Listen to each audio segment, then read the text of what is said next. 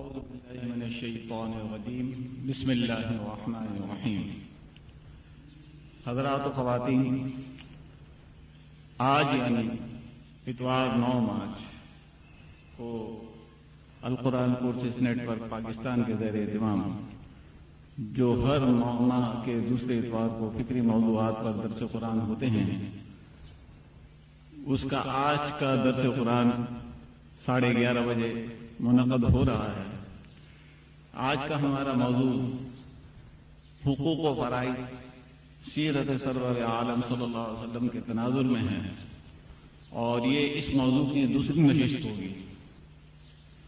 پچھلی نشست جو کہ پچھلے ماہ کو منعقد ہوئی تھی، اس میں مولانا نے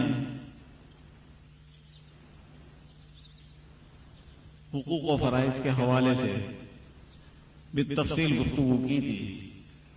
آج مولانا جن پوائنٹس پر گفتگو کریں گے اس میں نمبر 1 اسلام ہمیں حقوق و فرائض کے سلسلے میں کیا ہدایات دیتا ہے، نمبر 2 حقوق کا علم تو ہر کسی کو ہے، کیا ہمیں اپنے فرائض کا علم بھی ہے، نمبر 3 حاکم و محکوم، مالک و ملازم، شوہر اور بیوی، والدین اور اولاد کے درمیان محبت کا رشتہ کیسے قائم ہو سکتا ہے۔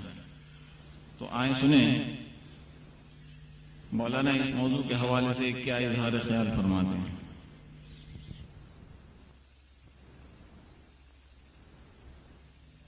والصلاة والسلام على من لا نبي بعد، أما بعد، فأعوذ بالله من الشيطان الرجيم، بسم الله الرحمن الرحيم۔ يا أيها الذين آمنوا ادخلوا في السلم كافة ولا تتبعوا خطوات الشيطان إنه لكم عدو مبين۔ آمنت بالله صدق الله العلي العظيم وصدق رسوله النبي الكريم۔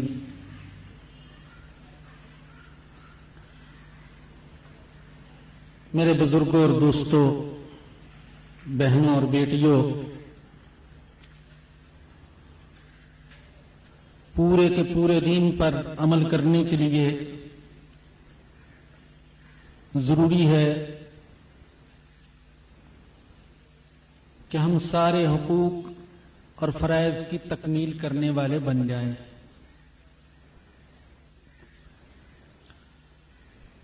جو چیز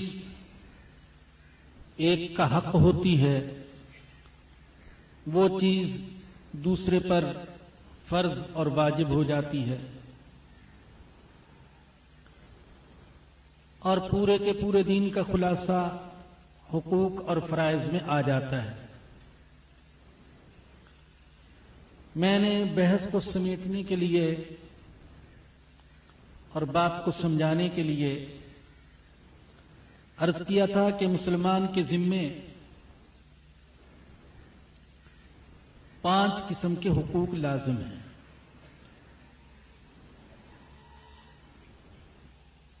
اللہ کے حقوق، اللہ کے نبی کے حقوق، اپنے نفس کے حقوق،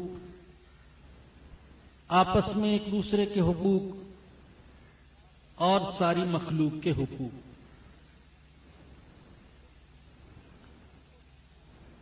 اگر قرآن کریم کو بھی الگ سے شمار کیا جائے تو 6 قسم کے حقوق بن جائیں گے۔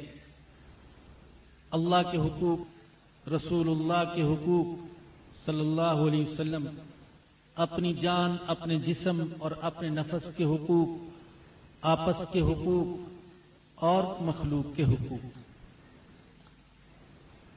اللہ کے بڑے بڑے حقوق 3 ہیں: توحید کا حق، عبادت کا حق، اطاعت کا حق۔ نبی اکرم صلی اللہ علیہ وسلم کے بڑے بڑے حقوق وہ 4 ہیں: ایمان کا حق، محبت اور ادب و احترام کا حق، اتباع کا حق، اور آپ کی نصرت، آپ کی مدد، یعنی آپ کے لائے ہوئے دین کی مدد کا حق۔ پھر اپنی جان اور اپنے جسم کے حقوق ہیں۔ یہ بھی اسلام نے رکھے ہیں۔ اللہ کے نبی نے واضح طور پر فرمایا ان لنفسک علیک حق ولجسدک علیک حق، تمہارے نفس کا، تمہاری ذات کا اور تمہارے جسم کا بھی تمہارے اوپر حق ہے، اس کو بھی ادا کرو۔ پھر آپس کے حقوق ہیں۔ آپس کے حقوق میں بڑی تفصیل ہے۔ والدین کے حقوق ہیں، اولاد کے حقوق ہیں، شوہر کے حقوق ہیں، بیوی کے حقوق ہیں، رشتہ داروں کے حقوق ہیں۔ ان میں سے بعض حقوق کے بارے میں اجمالی طور پر گزشتہ درس میں بات ہوئی تھی۔ شوہر اور بیوی کے حقوق بیان کیے جا رہے تھے کہ وقت ختم ہو گیا۔ میں نے عرض کیا تھا کہ نبی اکرم صلی اللہ علیہ وسلم نے کسی ایک فریق کے حقوق بیان نہیں کیے، بلکہ دونوں فریقوں کے حقوق بیان کر کے اعتدال قائم رکھا۔ اگر ایک ہی فریق کے حقوق بیان کیے جاتے تو وہ فریق سر پر چڑھ جاتا اور دوسرے پر ظلم کرنے لگتا۔ لہذا اللہ اور اللہ کے رسول نے دونوں کے حقوق بیان فرمائے۔ شوہر اور بیوی کا معاملہ بھی ایسا ہے۔ ایک طرف شوہر کے حقوق بیان کرتے ہوئے اللہ کے نبی نے فرمایا کہ ایما امرأۃ ماتت وزوجها عنها راض دخلت الجنہ، جس عورت کا انتقال اس حالت میں ہوا کہ اس کا شوہر اس سے خوش تھا تو وہ جنت میں داخل ہوگی۔ تو دوسری طرف بیوی کے بھی حقوق بیان کیے۔ سیدہ عائشہ رضی اللہ تعالیٰ عنہا سے روایت ہے، رسول اکرم صلی اللہ علیہ وسلم نے فرمایا ان من اکمل المؤمنین احسنهم خلقا، ایمان والوں میں سے سب سے کامل ایمان والا وہ ہے جس کے اخلاق سب سے اچھے ہوں۔ وَأَلْطَفُهُمْ بِأَهْلِ، اور جو ان میں سے اپنے بیوی بچوں کے ساتھ سب سے زیادہ نرمی کرنے والا ہو۔ یہ نرمی ظاہر ہے شریعت کی حدود کے دائرے میں رہتے ہوئے ہے۔ اسی طریقے سے اللہ کے نبی نے فرمایا کہ تم میں سے سب سے بہتر وہ ہے جو اپنے اہل و عیال کے لیے بہتر ہے، اور فرمایا کہ میں تم میں سے سب سے زیادہ اپنے اہل و عیال کے لیے، اپنی بیوی بچوں کے لیے بہتر ہوں۔ دونوں فریقوں کے حقوق بیان فرمائے، بیوی کے حقوق بھی اور شوہر کے حقوق بھی۔ اسی سے اعتدال قائم ہوتا ہے۔ رشتہ داروں کے حقوق بیان فرمائے۔ رشتہ داروں کے حقوق ادا کرنے کو شریعت کی اصطلاح میں صلہ رحمی کہتے ہیں۔ صلہ رحمی کی فضیلت بڑی بیان فرمائی اللہ کے نبی نے، اور صلہ رحمی کی جو ضد ہے قطع رحمی، اس کی مذمت بڑی بیان فرمائی۔ صلہ رحمی کی فضیلت تو اس قدر بیان فرمائی، فرمایا کہ من احب ان یبسط له فی رزقه وینسأ له فی اسرہ فلیصل رحمہ، جو شخص یہ چاہتا ہے کہ اس کی زندگی میں بھی برکت ہو اور اس کے رزق میں بھی برکت ہو تو وہ صلہ رحمی کرے، اپنے رشتہ داروں کے حقوق ادا کرے۔ اور قطع رحمی کی مذمت بڑی بیان فرمائی۔ صحیح بخاری اور صحیح مسلم میں حضرت جبیر بن مطعم رضی اللہ عنہ سے روایت ہے، رسول اللہ صلی اللہ علیہ وسلم نے فرمایا لا يدخل الجنت قاطع، قطع رحمی کرنے والا، رشتہ داروں سے خام خواہ تعلق توڑنے والا، ان کے حقوق دبانے والا، ان پر ظلم اور زیادتی کرنے والا، وہ جنت میں داخل نہیں ہوگا۔ اور ایک حدیث میں اللہ کے نبی نے فرمایا کہ یہ جو قطع رحمی ہے، قطع رحمی رشتہ داروں سے خام خواہ تعلق کو توڑنا، ان کے حقوق کو دبانا، فرمایا کہ یہ جو قطع رحمی ہے یہ مونڈنے والی چیز ہے، یلحالقہ، مونڈنے والی چیز ہے، اور خود ہی وضاحت فرمائی کہ یہ کس چیز کو مونڈنے والی ہے، فرمایا کہ دینداری کو مونڈنے والی ہے۔ اور ایک دفعہ اللہ کے نبی نے صحابہ اکرام سے پوچھا، کیا میں تمہیں ایسی چیز کے بارے میں نہ بتاؤں جو نفلی نماز سے بھی افضل اور نفلی روزوں سے بھی افضل اور نفلی صدقات سے بھی افضل؟ صحابہ نے پوچھا، اے اللہ کے نبی ضرور بتائیے۔ تو آپ نے فرمایا صلہ رحمی کرنا، رشتہ داروں سے اچھا سلوک کرنا، یہ ایک ایسا عمل ہے کہ نفلی عبادات سے بھی افضل ہے۔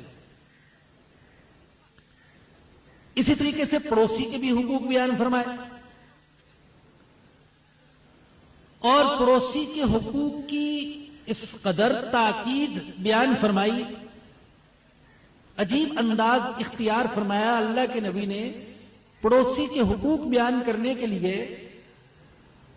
حضرت ابو ہریرہ فرماتے ہیں کہ ایک دفعہ آپ نے 3 دفعہ قسم کھا کر فرمایا، 3 دفعہ قسم، واللہ لا یؤمن، واللہ لا یؤمن، واللہ لا یؤمن، اللہ کی قسم مومن نہیں ہو سکتا، اللہ کی قسم مومن نہیں ہو سکتا، اللہ کی قسم مومن نہیں ہو سکتا، 3 دفعہ فرمایا۔ صحابہ کرام نے پوچھا، اللہ کے نبی کس بد نصیب کے بارے میں آپ فرما رہے ہیں مومن نہیں ہو سکتا؟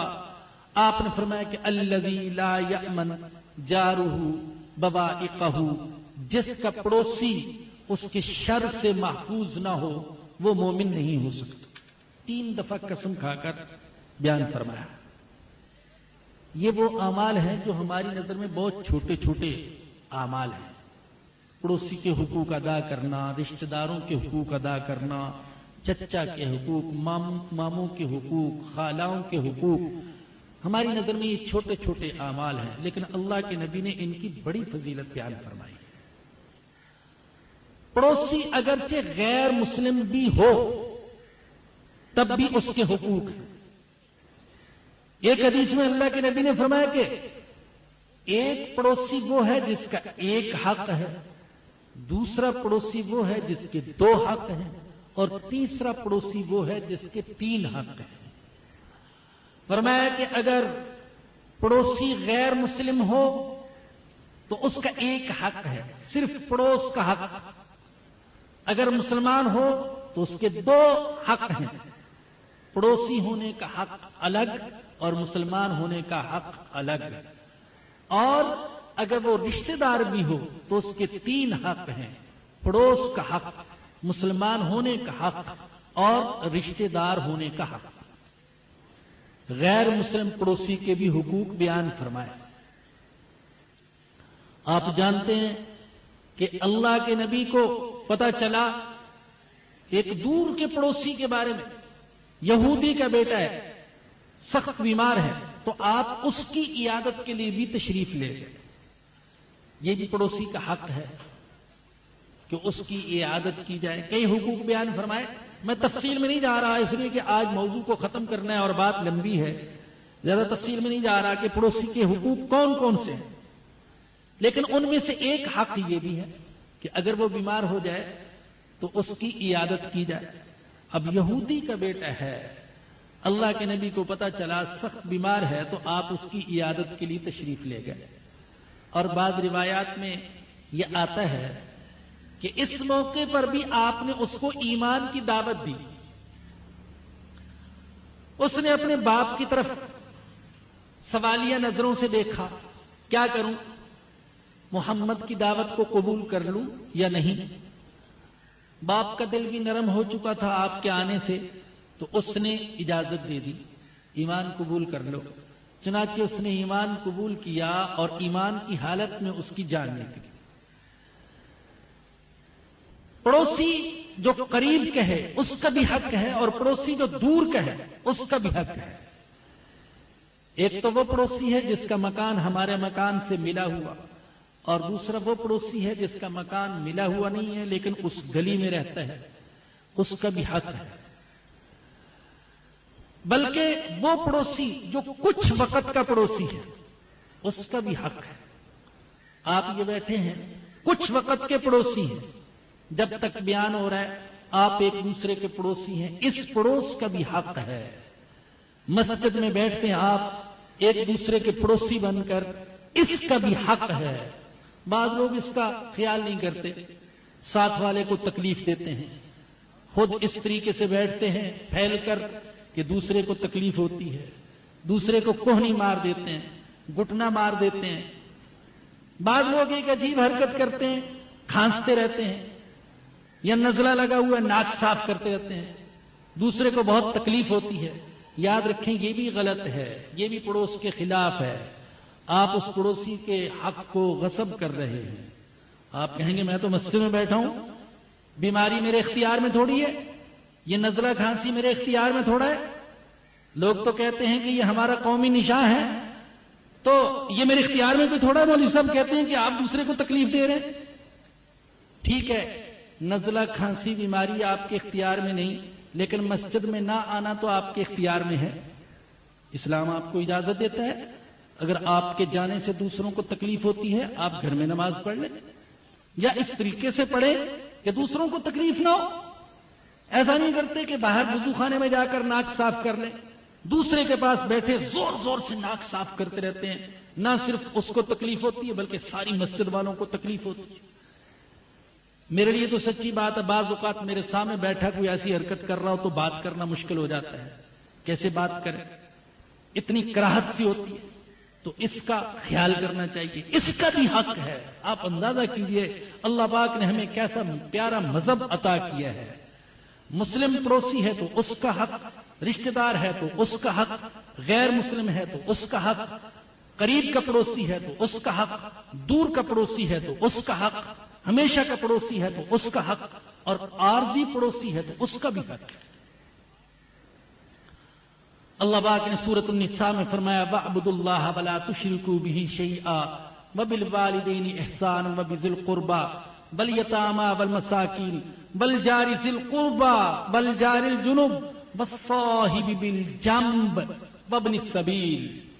فرمایا کہ جو قرابت والا پڑوسی ہے اس کا بھی حق, جو دور والا پڑوسی ہے اس کا بھی حق, اور جو کچھ وقت کا پڑوسی ہے اس کا بھی حق ہے.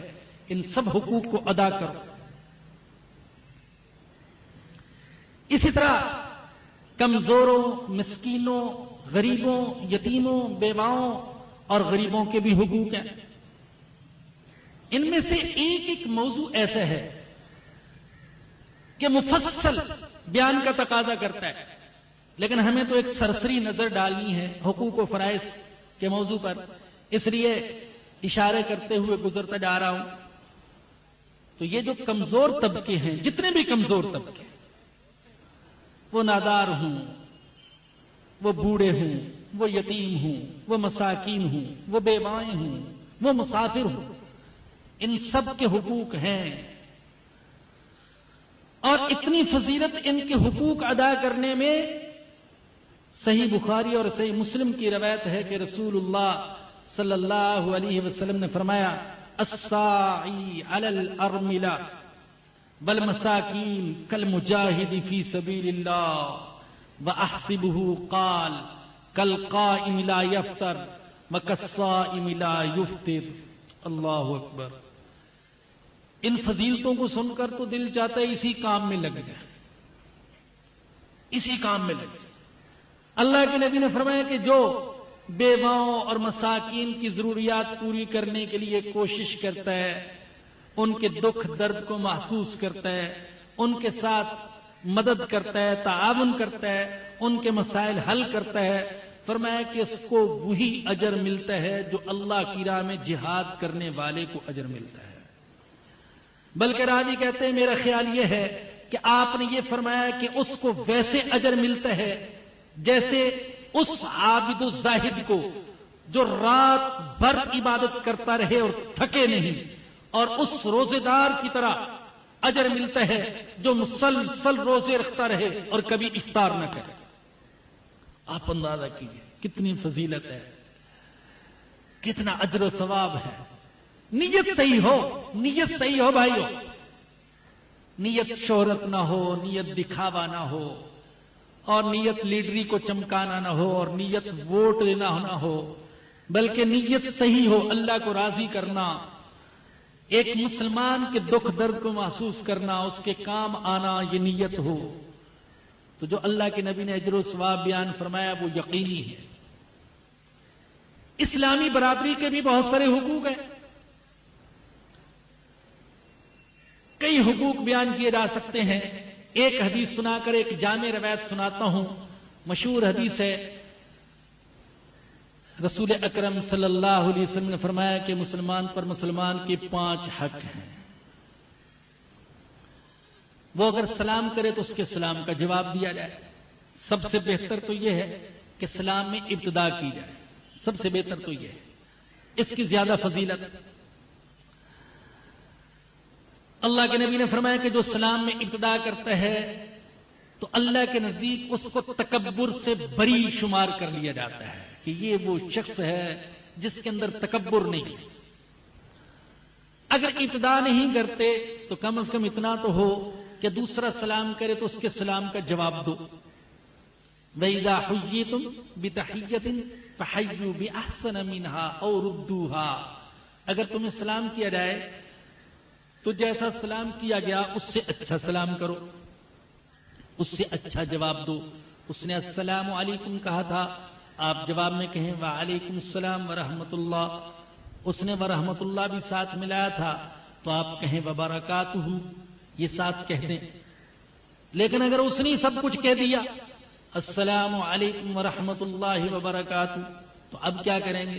اب ایسا نہیں کہ آپ کوئی اور قافیہ ساتھ ملا لیں اور پوری غزل بنانے کی کوشش کریں، بلکہ حدیث میں ایسے ہی واقعہ پیش آیا تو ایک صاحب نے سب کچھ خود ہی کہہ دیا، تو حضور نے فرمایا وعلیکم السلام، تو اس نے عرض کیا کہ فلاں کو تو آپ نے یہ بھی کہا تھا، تو آپ نے فرمایا میرے لیے تو تم نے کچھ چھوڑا ہی نہیں۔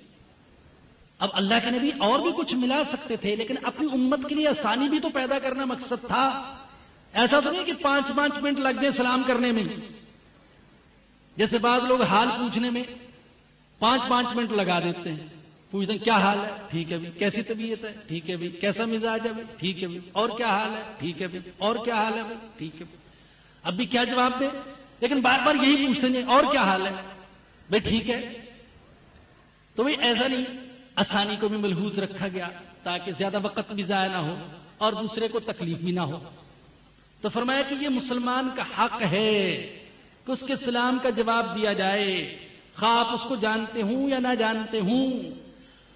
بعض لوگ جان پہچان والوں کے سلام کا تو جواب دیتے ہیں، اور جن سے جان پہچان نہ ہو ان کے سلام کا جواب ہی نہیں دیتے، بلکہ بعض لوگوں کو دیکھا بڑے تعجب سے دیکھتے ہیں مجھے سلام کیوں کر رہا ہے، میں تو اس کو جانتا نہیں، یہ سلام کیوں کر رہا ہے۔ یعنی گویا کہ ان کے ذہن میں یہ بات بیٹھی ہوئی ہے کہ سلام تو صرف ایسے شخص کو کرنا چاہیے جس کے ساتھ جان پہچان ہو۔ نہیں بھائیو، اسلام کے رشتے سے بڑھ کر اور کوئی رشتہ نہیں ہے، یہ تو ہماری پہچان ہے، ہمارا شعار ہے، ہمارا امتیاز ہے، السلام علیکم۔ ہم دنیا میں جہاں بھی جائیں، جو مسلمان بھی ملے، رشتہ دار ہو یا غیر رشتہ دار، گورا ہو یا کالا، امیر ہو یا غریب، مزدور ہو یا مالک، چھوٹا ہو یا بڑا، ہر کسی کو السلام علیکم کہیں۔ اور اللہ کی قسم پوری دنیا میں السلام علیکم سے بہتر کوئی کلمہ ہے ہی نہیں ہے، کوئی کلمہ نہیں۔ دنیا کی ساری قوموں میں رواج ہے ملاقات کے وقت یا صبح شام کے وقت ایک دوسرے کو دعائیہ کلمات کہنے کا، کوئی نمستے کہتا ہے اور کوئی گڈ مارننگ اور کوئی دوسرے الفاظ، لیکن یقین کریں السلام علیکم سے بہتر الفاظ کوئی نہیں ہے۔ عجیب دعا ہے السلام علیکم، ارے تمہارے لیے سلامتی، میں دعا کرتا ہوں تمہارے لیے سلامتی کی، اللہ تمہاری حفاظت فرمائے، اللہ تمہیں محفوظ رکھے شر سے، بیماری سے، حادثے سے، ایکسیڈنٹ سے، دشمن سے، چور سے، ڈاکو سے، کفر سے، گناہ سے۔ کتنی ہی دعائیں اس میں آ گئی السلام علیکم، اور کہتے ہیں وعلیکم السلام۔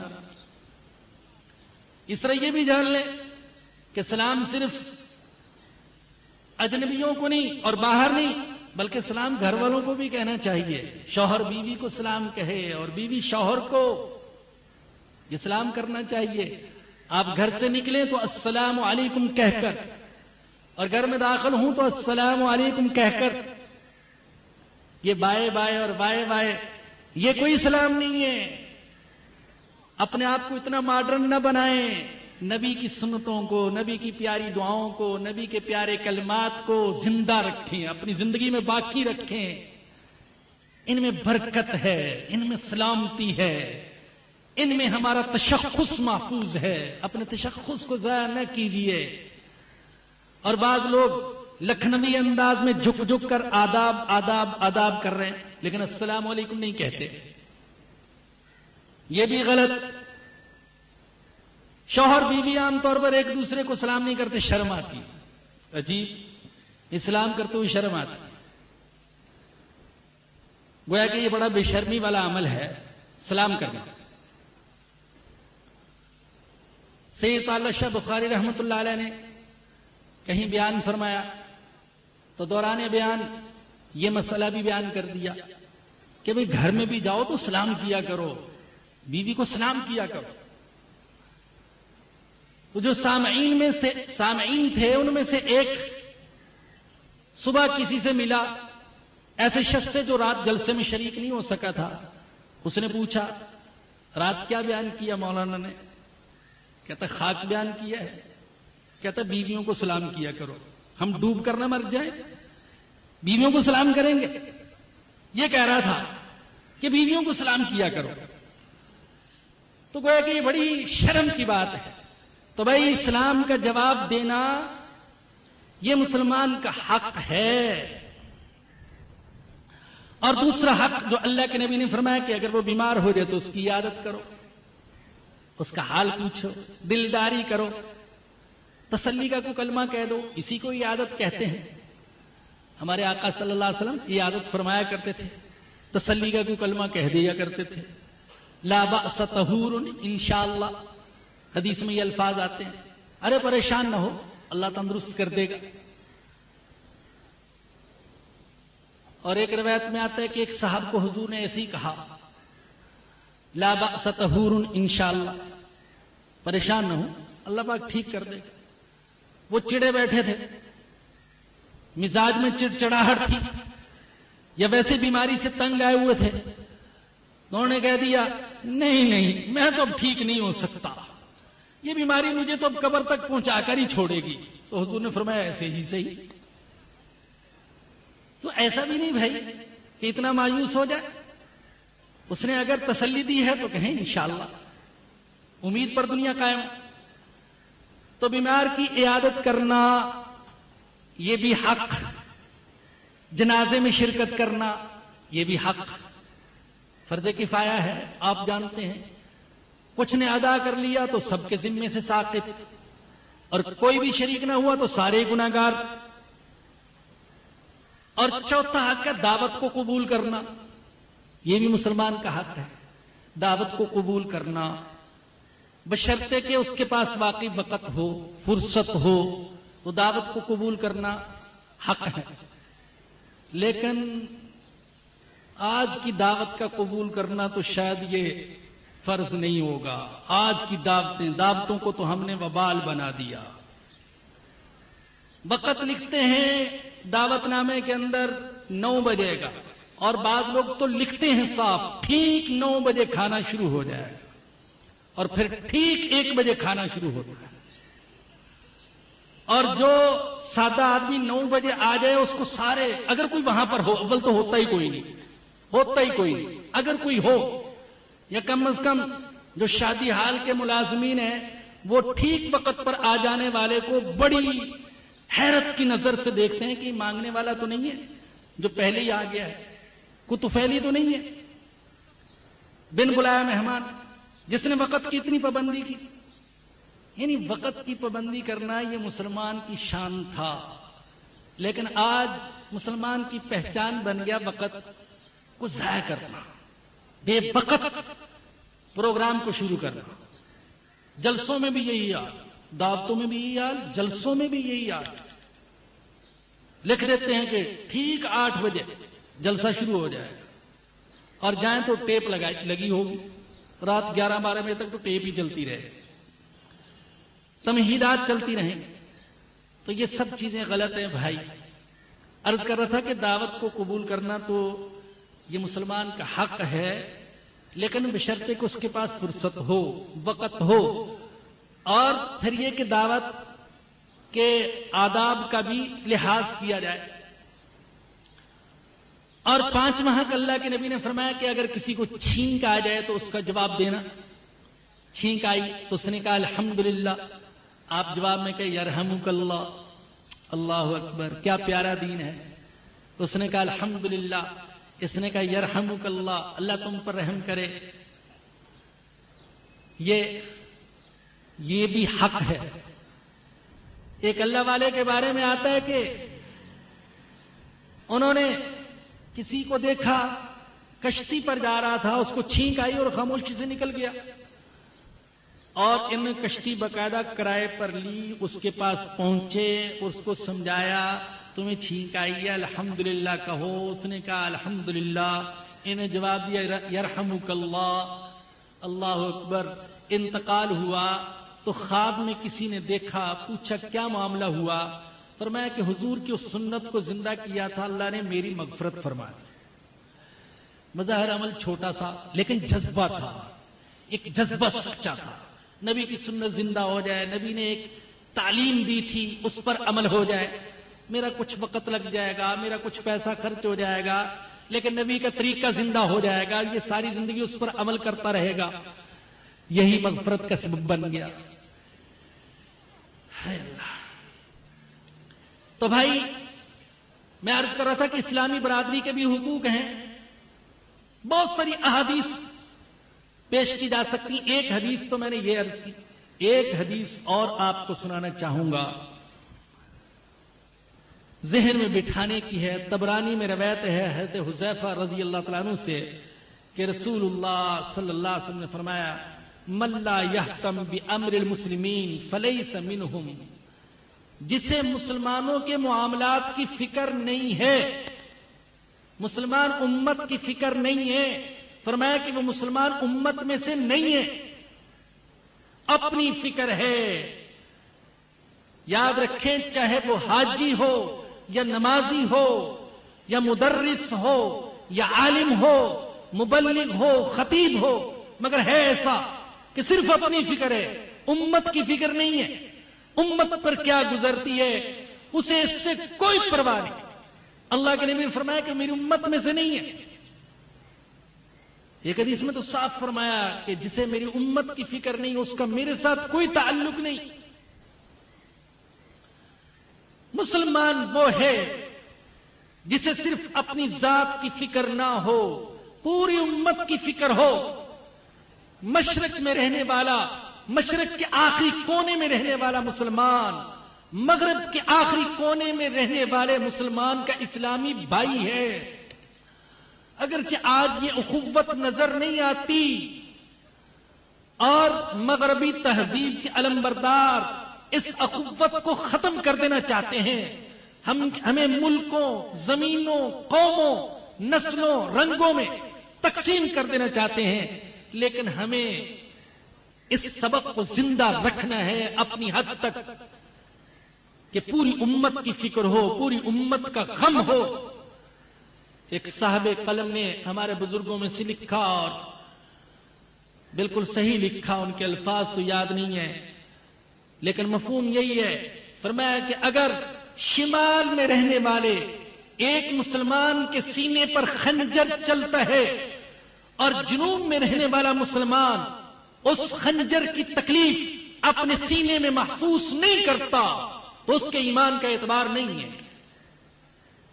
وہ محسوس کرے میرے دور دراز رہنے والے بھائی پر کیا گزر رہی ہے، عالم اسلام پر کیا گزر رہی ہے، عراقیوں پر کیا گزر رہی ہے، افغانیوں پر کیا گزر رہی ہے، پاکستانیوں پر کیا گزر رہی ہے، کشمیریوں پر کیا گزر رہی ہے۔ اس کے دل میں درد ہو، نہیں کچھ کر سکتا، ٹھیک ہے، دعا تو کر سکتا ہے، اس درد کو محسوس تو کر سکتا ہے، تو اس رشتے کو کسی نہ کسی انداز میں زندہ رکھے. تو فرمایا کہ من لا یحتم بامر المسلمین فلیس منہم. اور سنیے فرمایا کہ ومن لم یصبح ویمسی ناصحا للہ ولرسولہ ولکتابہ ولامامہ ولعامۃ المسلمین فلیس منہم. جس شخص کی صبح اور شام اس حالت میں ہوتی ہے کہ نہ وہ اللہ کا وفادار، نہ اللہ کے رسول کا وفادار، نہ اللہ کی کتاب کا وفادار، نہ اپنے امام کا وفادار، اور نہ ہی دوسرے مسلمانوں کا وفادار، تو فرمایا کہ اس کا مسلمانوں سے کوئی تعلق نہیں ہے. جس کے اندر وفاداری نہیں، خیر خواہی کا جذبہ ہی نہیں، تو فرمایا کہ اس کا مسلمانوں سے کوئی تعلق نہیں ہے. بات حقوق کی چل رہی تھی. مختلف طبقات کے جو حقوق بیان فرمائے انسانوں میں سے، تو جانوروں کے حقوق بھی بیان فرمائے ہمارے آقا حضرت محمد الرسول اللہ صلی اللہ علیہ وسلم. ہے تو سہیل بن حنظلیہ رضی اللہ عنہ کہتے ہیں کہ نبی اکرم صلی اللہ علیہ وسلم کا گزر ایک اونٹ کے پاس سے ہوا. بہت لاغر، دبلا پتلا، ہڈیوں کا ڈھانچہ بنا ہوا تھا، جس کا پیٹ اس کی پیٹھ کے ساتھ لگا ہوا. اللہ کے نبی نے دیکھ لیا اس کو چارہ پورا نہیں دیا جاتا اور اس سے کام پورا لیا جاتا ہے. آپ نے فرمایا اتقوا اللہ فی ہذہ البہائم المعجمہ. اے مسلمانوں، ان بے زبان جانوروں کے بارے میں اللہ سے ڈرو. فارکبوها صالحا واترکوها صالحا. جب تک یہ کام کرنے کے قابل ہوں ان سے کام لو، اور ان کو اس وقت چھوڑ دو جب ابھی اچھی حالت میں ہوں، اس وقت ان کو چھوڑ دو. اللہ اکبر. یہ نہیں فرمایا کہ اس وقت چھوڑو جب یہ بالکل کام کے قابل نہ رہیں، بلکہ فرمایا کہ جب اچھی حالت میں ہو تو تب ان کو چھوڑ دو. زندگی کی ایک حد ہے، کام کرنے کی ایک حد ہے، مشقت اٹھانے کی ایک حد ہے، انسانوں کے اندر بھی، حیوانوں کے اندر بھی. تو اللہ کے نبی نے صرف مسلمانوں کے، انسانوں کے حقوق بیان نہیں فرمائے، جانوروں کے حقوق بھی بیان فرمائے. وہ روایت تو آپ نے سنی ہوگی، مشہور روایت، جب ایک طوائف نے ایک پیاسے کتے کو پانی پلایا تو اللہ کے نبی نے فرمایا کہ اسی عمل کی بدولت اس کی مغفرت کر دی گئی. یہ بھی تو حیوان کا ایک حق تھا جو اس نے ادا کیا. ہمارے ہاں تحفظ حقوق حیوانات مستقل ایک شعبہ ہے. میں بھی اپنی نظروں سے دیکھتا ہوں، آپ بھی دیکھتے ہیں، ہمارے روڈوں پر، ہماری سڑکوں پر، ہمارے شہروں میں، ہمارے دیہاتوں میں جانوروں پر بدترین ظلم کیا جاتا ہے. گدھوں پر، گھوڑوں پر بعض اوقات اتنا بوجھ ڈال دیتے ہیں جو ایک بڑی گاڑی کا بوجھ ہوتا ہے. پھر زخم ہے، ہڈیوں کا ڈھانچہ ہے اور نشان پڑے ہوئے جسم پر، لیکن مار مار کر، چابک مار مار کر ان سے کام لیا جاتا ہے. یہ ظلم ہے، ظلم. اس ظلم کے بارے میں بھی قیامت کے دن پوچھا جائے گا. حیوانوں پر ظلم، کتوں پر ظلم، گدھوں پر ظلم.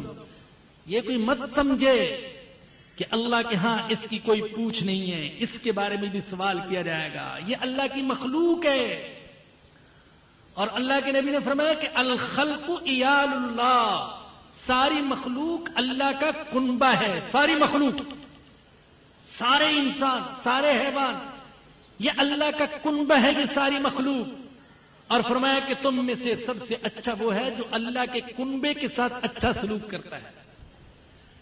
ظاہر ہے کہ میرے کنبے کے ساتھ، میرے بچوں کے ساتھ، میرے رشتہ داروں کے ساتھ جو اچھا سلوک کرے گا میری نظروں میں اچھا بن جائے گا. اللہ کہتا ہے تم میری مخلوق کے ساتھ اچھا سلوک کرو، میری نظروں میں اچھے بن جاؤ گے. جانوروں کے بھی حقوق ہیں، ان پر ظلم اور زیادتی جائز نہیں ہے.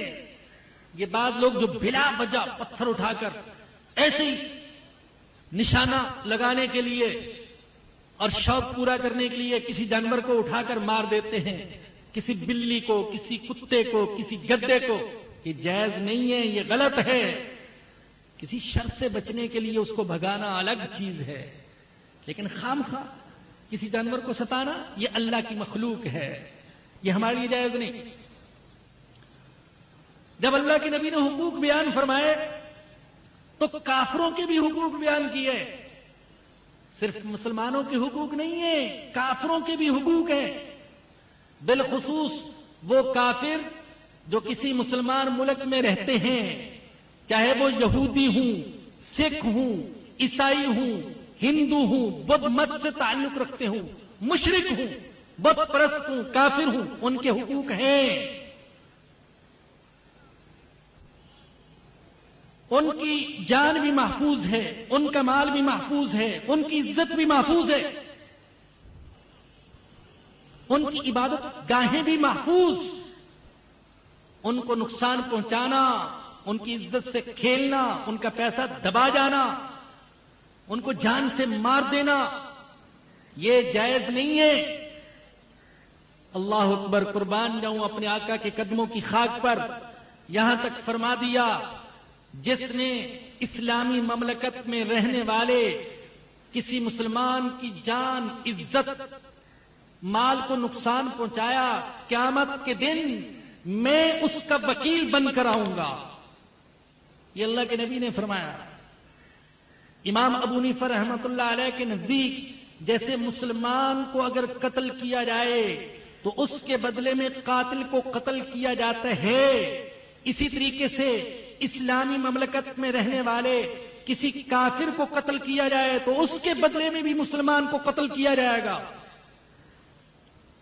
اس کی جان محفوظ ہے۔ یہ غلط ہے کہ ہم جوش میں آ کر، اشتعال میں آ کر غیر مسلموں کی دکانیں، ان کے مکان، ان کی عبادت گاہیں جلا دیں، یہ صحیح نہیں ہے۔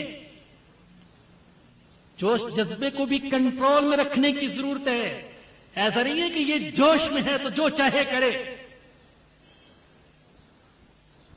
ہمارے جوش کے بے لگام ہونے کا تو یہ عالم ہے کہ آپ نے دیکھا کہ اپنی ایک لیڈر کے قتل کی صورت میں ہم نے اپنے ہی مسلمان بھائیوں کے اربوں روپے کی فیکٹریاں، کارخانے، دکانیں، مکان، گاڑیاں گھنٹوں میں جلا دی۔ وَلَا تَتَّبِعُوا خُطُوَاتِ الشَّيْطَانِ إِنَّهُ لَكُمْ عَدُوٌّ مُّبِينٌ۔ اے ایمان والو، اسلام میں پورے داخل ہو جاؤ، شیطانی قدموں کی پیروی نہ کرو، وہ تمہارا کھلا ہوا دشمن ہے۔ اللہ رب العالمین ہمیں شیطان کے قدموں کی پیروی، یا اللہ تم معافی کو جوش ہو یا مذہبی جوش ہو، اس کو کنٹرول میں رکھنے کی ضرورت ہے۔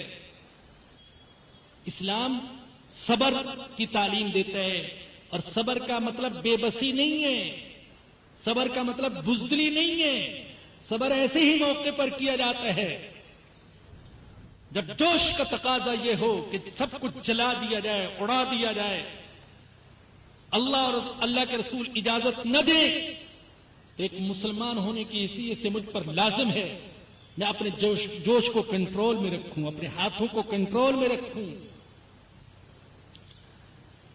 تو ان کے بھی حقوق بیان کیے، ذمیوں کے حقوق، ذمیوں کے تو حقوق ہیں، اسلامی مملکت میں رہنے والے کافروں کے تو حقوق ہیں، میدان جنگ میں لڑنے والے دشمنوں کے بھی حقوق نبی اکرم صلی اللہ علیہ وسلم نے بیان فرمائے۔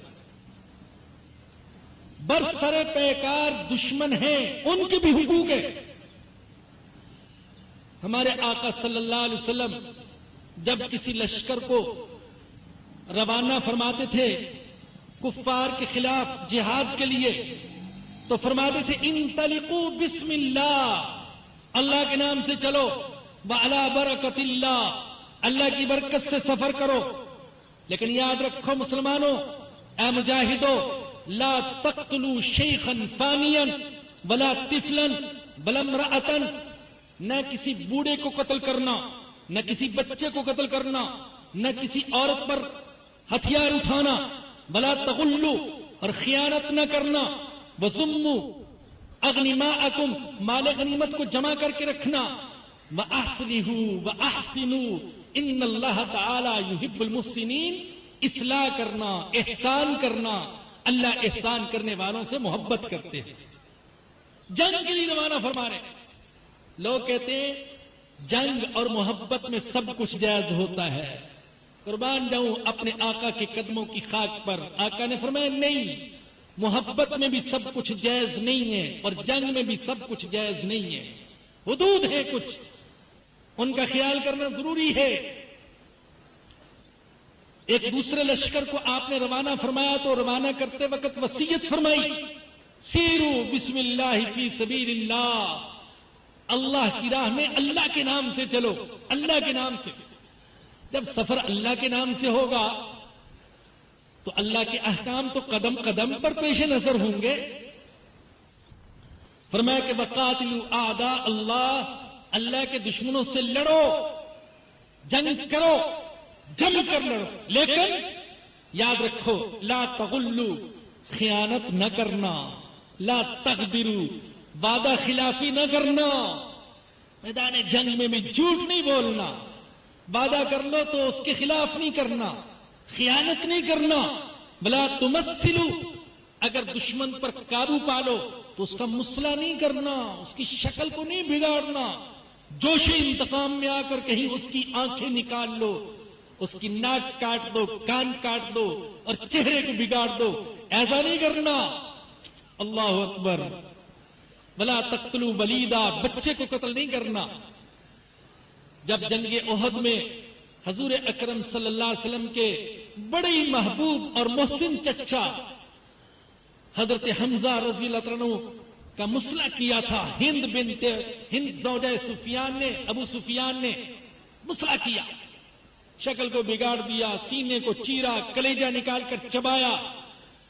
حضور نے دیکھا، اللہ اکبر، چچا کی محبت یاد آ گئی، احسانات یاد آ گئے، وفا یاد آ گئی، تعلق یاد آ گیا، آنکھیں چھلک پڑی اور آقا نے غصے میں آ کر کہہ دیا اگلے سال اگر مجھے دشمنوں پر قابو حاصل ہوا تو میں 70 کافروں کے ساتھ وہی سلوک کروں گا جو میرے چچا کے ساتھ کیا گیا ہے، کہہ دیا میرے آقا نے۔ لیکن اللہ پاک نے فوراً اصلاح فرما دی۔ اللہ اکبر۔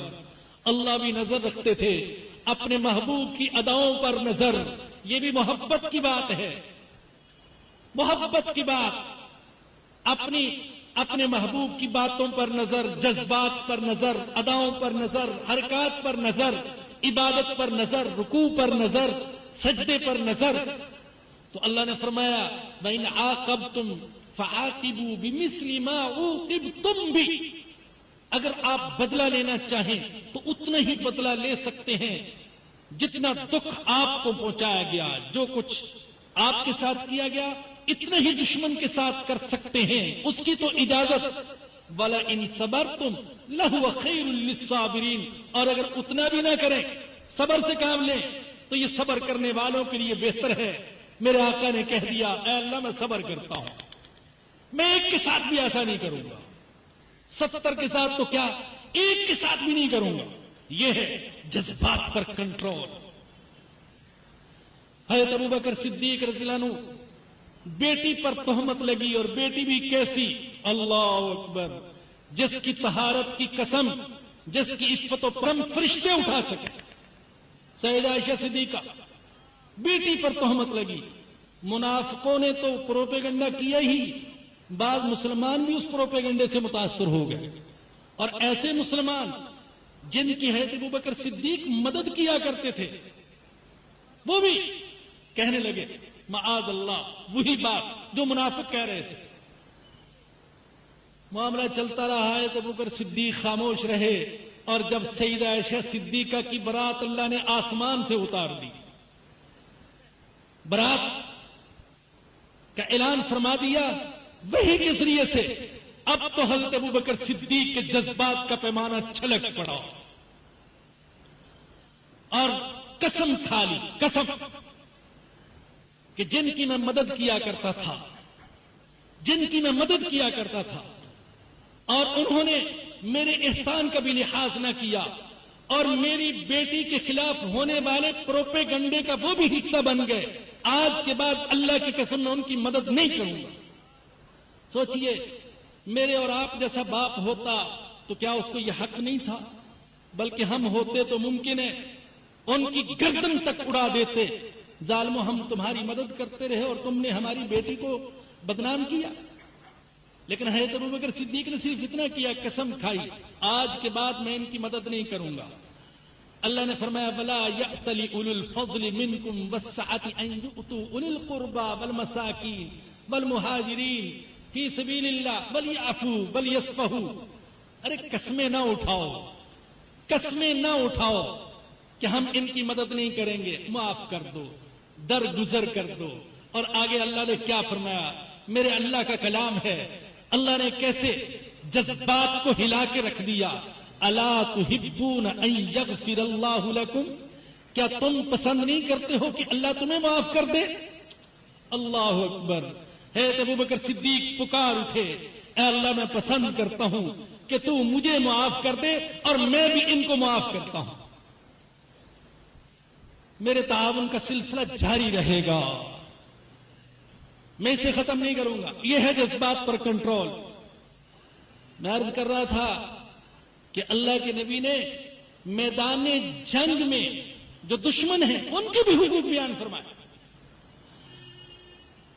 اور آج تنگ نظر، متعصب اسلام دشمن مغربی مصنفین اور مغربی لیڈر وہ قرآن کے خلاف، اسلام کے خلاف اور میرے اور آپ کے آقا اور کروڑوں مسلمانوں کے آقا حضرت محمد الرسول اللہ صلی اللہ علیہ وسلم کے خلاف پروپیگنڈا کر رہے ہیں کہ آپ دہشت گرد تھے. اور قرآن دہشت گردی کا سبق دیتا ہے. ہائے میرے اللہ، پتہ نہیں ابھی کون کون سے فتنے ہم نے دیکھنے ہیں، کون کون سی آزمائشوں سے ہم نے گزرنا ہے. اللہ ہمیں حوصلہ عطا فرمائے، استقامت نصیب فرمائے، ایمان پر جمے رہنے اور حضور کے دامن کے ساتھ چپٹے رہنے کی اللہ توفیق عطا فرمائے. یہ تو آپ سن ہی رہے ہیں کافی عرصے سے کہ نبی اکرم صلی اللہ علیہ وسلم کے کارٹون خاکے بنا کر شائع کیے گئے آپ کا مذاق اڑانے کے لیے، آپ کو دہشت گرد ثابت کرنے کے لیے. پھر ان خاکوں اور کارٹونوں کو بار بار نشر کیا جا رہا ہے. ایسا معلوم ہوتا ہے کہ ان غلیظوں کو، غلاظت پسندوں کو بار بار غلاظت میں ڈبکیاں لگانے میں مزہ آتا ہے. بار بار مسلمانوں کی دل آزاری. حقوق کی بات کرتے ہیں، کیا کسی کا دل رکھنا اس کا حق نہیں ہے؟ اور جہاں یہ حال ہو کہ 1.5 ارب کے قریب انسانوں کا دل دکھ رہا ہو ایک بات سے، تو کیا یہ اقوام متحدہ کے انسانی حقوق میں یہ بات نہیں آتی کہ ان انسانوں کے قلبی جذبات کا بھی لحاظ رکھا جائے؟ الحمدللہ ہماری تو حضور اکرم صلی اللہ علیہ وسلم کے ساتھ محبت کا یہ عالم ہے. حضور کی ذات تو بہت اونچی ہے، بہت اونچی.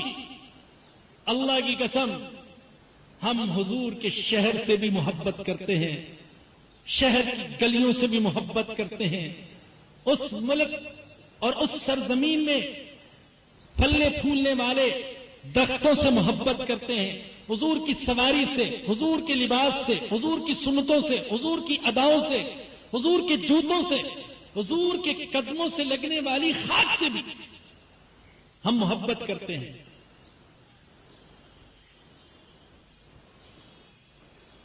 میں نے اس دن مدنی مسجد میں ایک جملہ سنایا، آپ کو بھی سناتا ہوں. بڑا ایمان پرور جملہ ہے، ایمان تازہ کرنے والا.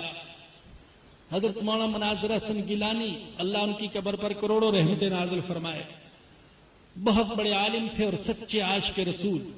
حضور کی سیرت پر ایک مختصر سی کتاب لکھی ہے، النبی الخاتم، چھوٹی سی کتاب ہے، آپ بھی ضرور خریدیے گا اور پڑھیے گا، لیکن عشق و محبت میں ڈوب کر لکھی.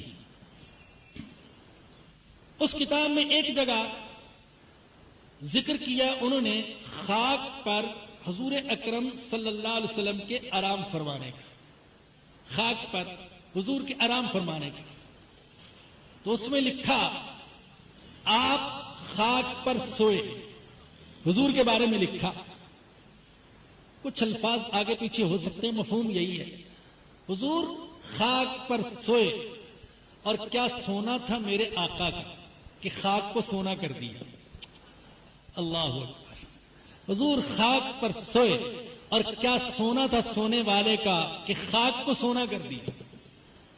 جو خاک حضور کی قدموں سے لگی، حضور کے جسم سے لگی، میرا عقیدہ یہ، وہ خاک سونا نہیں بن گئی، سونے سے کہیں قیمتی بن گئی۔ ساری دنیا کا سونا اور چاندی، تاج اور تخت ایک طرف، اور نبی اکرم، نبی مطہر، نور مجسم حضرت محمد الرسول اللہ صلی اللہ علیہ وسلم کے جسم اطہر اور تلموں کے ساتھ لگنے والی خاک ایک طرف۔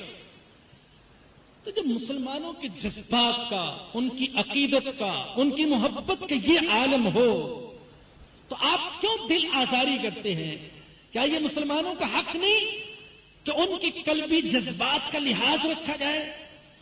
اور کیا کبھی مسلمانوں نے کسی بھی نبی کی ادنا سے ادنا درجے کی توہین کی جرت کی ہے، جسارت کی ہے؟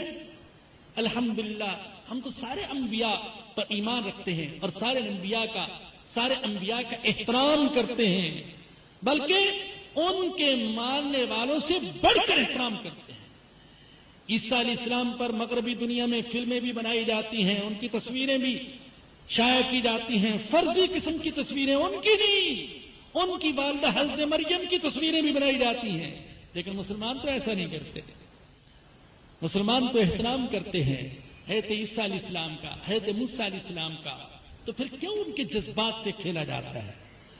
اور پھر حق کی عزت، یہ بھی تو پوری دنیا میں ایک قانون ہے، اور قابل دست اندازی قانون ہے کہ کسی کی عزت سے کھیلا جائے تو اس پر مقدمہ ہو سکتا ہے۔ تو اگر ہمارے جیسے کم تر انسانوں کی عزت ہے، تو وہ جو انسانوں کے لیے باعث فخر ہے، کیا ان کی کوئی عزت نہیں ہے؟ کیا ان کی کوئی ناموس نہیں ہے؟ کیا ان کا کوئی حق نہیں ہے؟ تو کم از کم حقوق کی بات کرنے والے، انسانی حقوق کی بات کرنے والے، اقوام متحدہ کا جھنڈا اٹھانے والے اس چیز کا ہی لحاظ رکھیں کہ ان کی عزت ہے، اور ان سے محبت کرنے والے دنیا میں کروڑوں ہیں۔ بات یہ کر رہا تھا کہ حضور کے خلاف پروپیگنڈا، قرآن کے خلاف پروپیگنڈا، آپ کے علم میں یہ بات آ چکی ہوگی، اخبارات میں بھی ابھی آ گیا کہ قرآن کے خلاف ہالینڈ میں ایک فلم بنائی گئی حالیہ دنوں میں، اور اس کی نمائش بھی شروع کر دی گئی، اور فلم کا نام رکھا گیا فتنہ۔ اور فتنہ کس چیز کو کہا گیا ہے؟ قرآن کریم کو، معاذ اللہ۔ اور اس فلم کا پروڈیوسر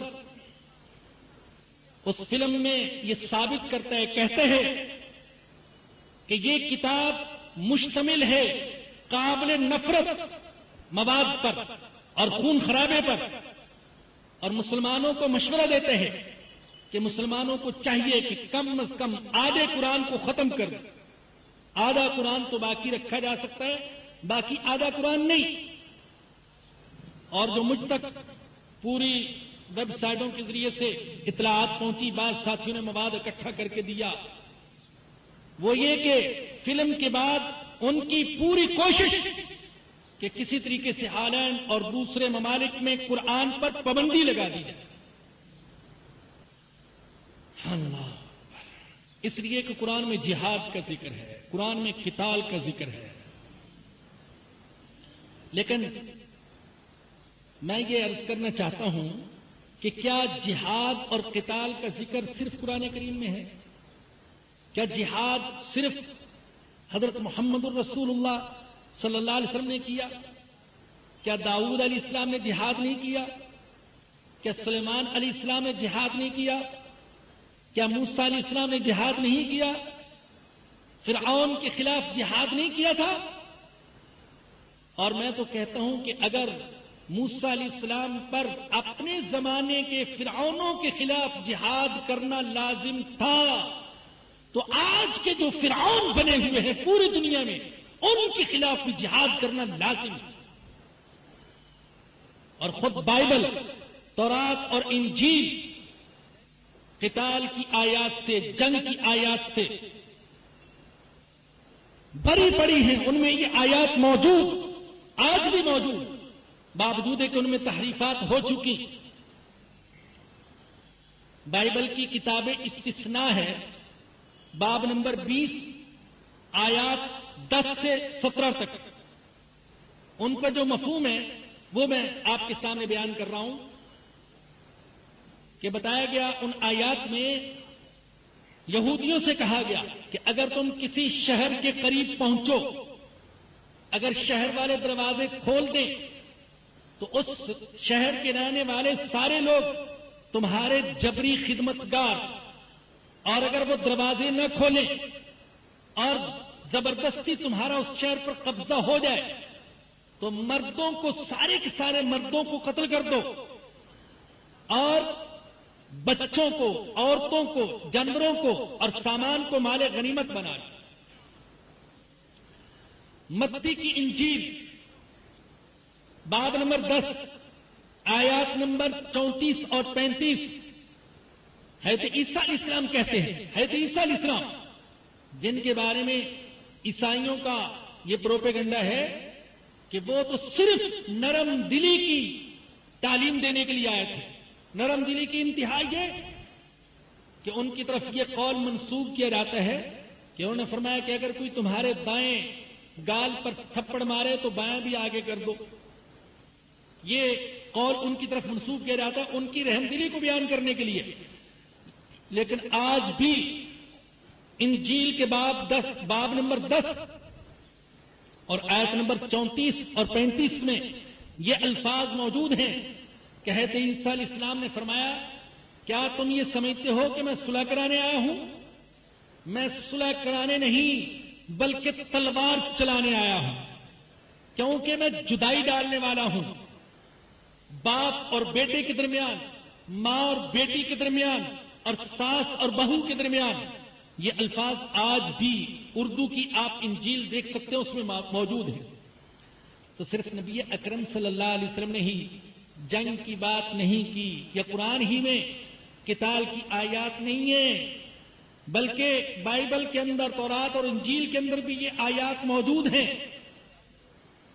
دوسری بات جو میں عرض کرنا چاہتا ہوں وہ یہ کہ جنگ تو ہر زمانے میں رہی، ہر ملک میں رہی۔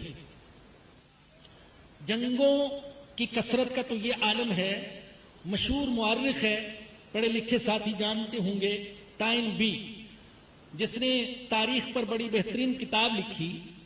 اس کا کہنا یہ ہے کہ پوری دنیا کی جو معلوم تاریخ ہے وہ 6500 سال ہے، معلوم تاریخ 6500 سال، ان میں سے 6000 سال انسانوں کے جنگوں میں گزرے۔ تو جنگیں تو ہوتی رہی، لیکن دیکھنا یہ کہ جنگ کا مقصد کیا ہے۔ اگر جنگ کا مقصد ہے زمین پر قبضہ تو یہ جنگ غلط، ساحلوں پر قبضہ یہ بھی غلط، پٹرول کے ذخائر پر قبضہ یہ بھی غلط، وسائل پر یہ بھی غلط، انسانوں پر قبضہ یہ بھی غلط۔ یا جنگ کا مقصد اپنی نسل، اپنے نسب، اپنی زبان، اپنے وطن کے لوگوں کا تسلط، تو یہ انسانیت ہو اور سلامتی کا پھیلانا اور خوشحالی اور دنیا اور آخرت کی کامیابی یہ پیش نظر ہو۔ تقریباً 8.5 سال زندہ رہے، ان 27 غزوات ہوئے، 10 لاکھ مربع میل کا علاقہ فتح، اور 10 لاکھ مربع میل علاقہ فتح ہونے کے لیے کل 1018 افراد قتل ہوئے۔ عمل گیا، ایمان مل گیا، ہدایت مل گئی، پہلی مل گئی کہ اگر عورت چلتی تھی تو چلی جاتی تھی، لیکن کو نظر ہونے کی آقا نے صرف ایک جنگوں میں صرف ایک افراد جن میں مسلمان بھی شامل اور کفار بھی 1018 افراد قتل ہوئے اور امن سکون تحفظ ایمان انصاف خوشحالی وہ مل گئی. لیکن ان عیسائی یہودیت کے علم برداروں نے مغربی تہذیب کے علم برداروں نے یہ کی ان جنگوں سے انسانیت کو کیا ملا؟ کیا ملا انسانیت کو؟ اور قتل کتنے ہوئے؟ آپ دور نہ جائیں، میری بات کو ذرا توجہ سے سنیے گا. ابھی میں بات کر رہا تھا ٹائم بی کی. انہوں نے کہا کہ دنیا کی جو معلوم تاریخ ہے وہ 5,500 سال ہے اور ان میں 6,500 سال ان میں سے 6 سال جنگوں میں گزرے اور مغربی تہذیب کو جو عروج ملا ہے تو یہ تقریباً 300 سالوں میں 6,000 سالوں میں اتنے انسان قتل نہیں ہوئے. جب سے مغرب قتل انسانی عام ہو گیا، خون انسانی عام ہو گیا. آپ صرف پہلی جنگ جو 2 بڑی جنگیں ہوئی ہیں عالمگیر جنگیں جن کو کہا جاتا ہے، آپ ان کو دیکھ لیں.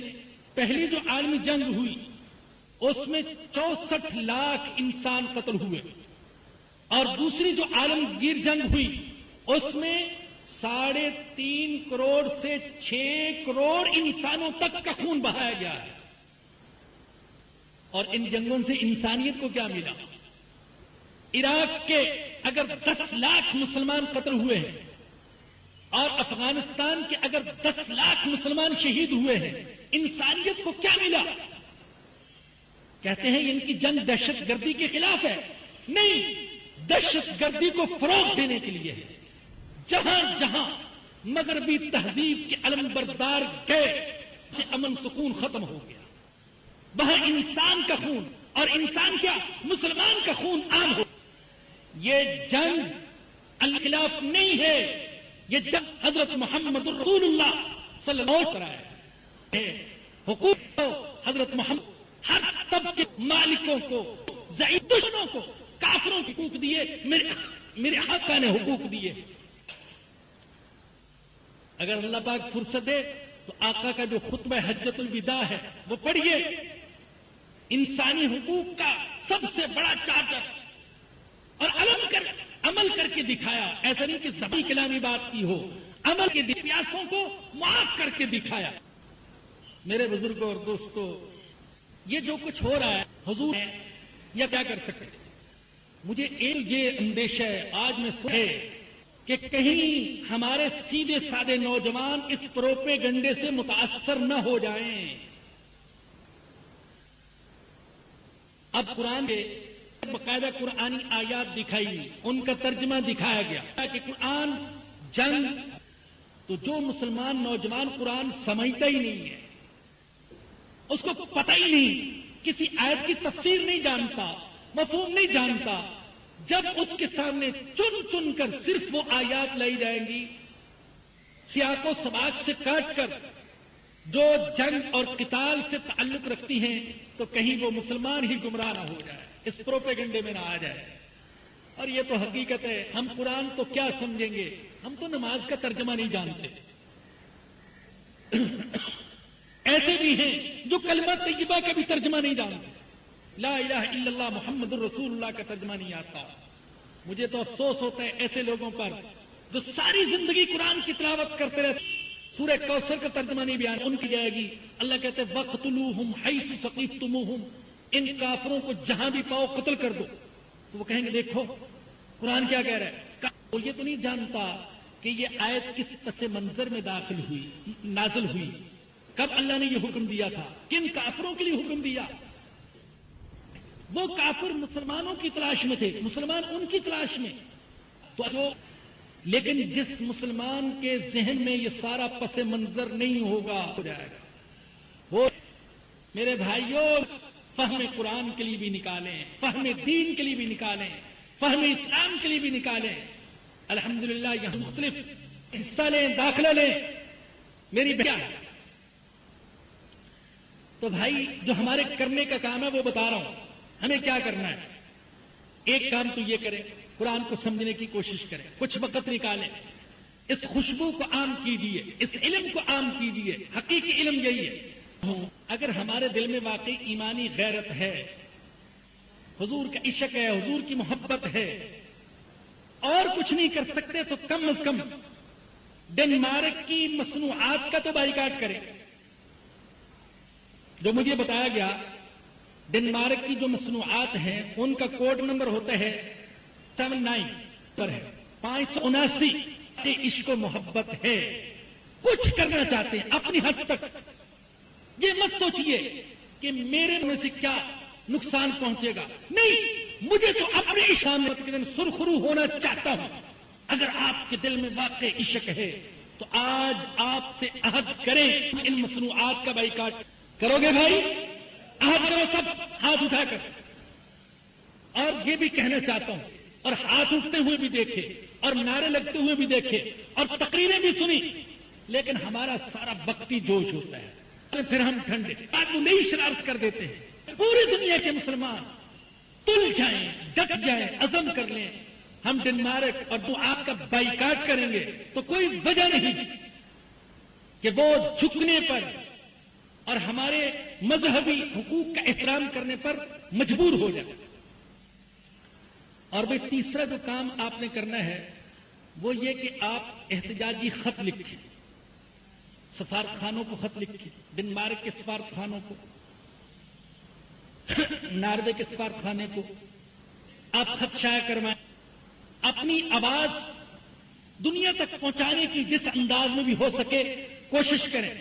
یہ تو میں عرض کر چکا کہ مار دیں اور اپنی ہی گاڑیاں نظر آتش کر دیں اور سمجھے کہ ہم نے عشق رسول کا حق ادا کیا، وہ کیجئے اور مسلسل کیجئے. اور آخری بات جو کہنا چاہتا ہوں وہ یہ کہ یہ جتنا ہمیں قرآن سے اور صاحب قرآن سے دور کرنا چاہتے ہیں اتنا ہی ہم پر لازم ہے کہ ہم قرآن کو بھی سینے سے لگائیں اور حدیث رسول کو بھی، سنت رسول کو بھی سینے سے لگائیں، اور اتنے ہی زیادہ ہم قرآن کی اشاعت کے لیے کوشش کریں. نبی اکرم صلی اللہ علیہ وسلم کے مقام اور آپ کی سیرت دوسروں تک پہنچانے کے لیے کوشش کریں. سب کوشش کریں گے نا بھائی؟ اللہ پاک مجھے اور آپ سب کو اس کی توفیق عطا فرمائے.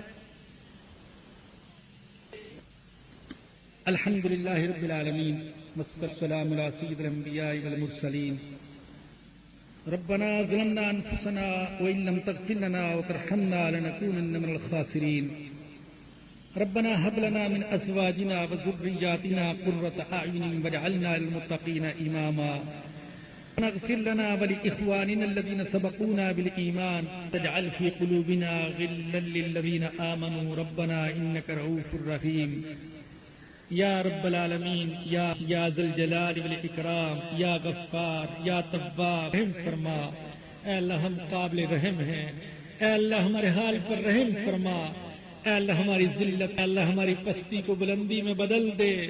اے اللہ ہماری گمراہی کو ہدایت میں بدل دے. حال کر نیکیوں میں آنے کی توفیق عطا فرما دے. اے اللہ تیری ہدایت پر چلنے کی توفیق دے.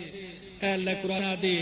اے اللہ تجھے تیرے اسماء و صفات کا واسطہ، یا اللہ تجھے رحمان، رحیم، غفار، غفور صفات کا واسطہ، اے اللہ ہمیں اپنی محبت عطا فرما دے، اپنے پیارے حبیب کی محبت عطا فرما دے. یا اللہ قرآن کے دشمن ہمیں جتنا قرآن سے اور حضور سے دور کرنا چاہتے ہیں، اے اللہ ہمیں قریب آنے کا واسطہ. یا اللہ ہمیں اور ہماری نسلوں کو اے اللہ ایمان سے محروم نہ فرمانا. کرم فرما، معاف فرما. بدبخت قرآن کے خلاف، صاحب کے خلاف ہدایت دے دے. اے اللہ اگر ہدایت ان کے مقدر میں نہیں تو ان کو تباہ و برباد فرما دے. اے اللہ ہمت عطا فرما. اے اللہ ہمیں عزیمت عطا فرما. یا اللہ ہمیں ایمانی جرت کا ثبوت دینے کی توفیق عطا فرما. یا اللہ ہماری ساری پریشانیوں کو دور فرما، مشکلات کو آسان فرما، جائز ضروریات غیب کے خزانوں سے پوری فرما. اے اللہ روزگار ہم کو روزگار دے دے. یا اللہ جن گھروں پیدا فرما دے یا اللہ ہمیں واحدہ بنا دے، اے اللہ اس امت کو نیک قیادت نصیب فرما دے، یا اللہ پاکستان کو، عالم اسلام کو اے اللہ مومن قیادت نصیب فرما دے، یا اللہ عمر فاروق کا کوئی غلام عطا فرما دے، یا اللہ تیرے نبی کا سچا نام لینے والا کوئی قائد عطا فرما دے، یا اللہ رحم فرما دے، کرم فرما دے، معاف فرما دے، یا اللہ ہمارے بیماروں کو شفا عطا فرما، یا اللہ ہمارے مرحومین کی مغفرت فرما، جو کچھ مانگا وہ بھی عطا فرما، جو نہیں مانگ سکے اور ہمارے دین اور دنیا کے لیے بہتر ہے وہ بھی عطا فرما۔ ربنا آتنا فی الدنیا حسنۃ وفی الآخرۃ حسنۃ وقنا عذاب النار۔ ربنا تقبل منا انك انت السميع العليم وتب علينا انك انت التواب الرحيم۔ صلی اللہ تعالی علی رسولہ وخیر خلقہ سیدنا ومولانا محمد وآلہ وصحبہ واہل بیتہ اجمعین، آمین برحمتک یا رحمن۔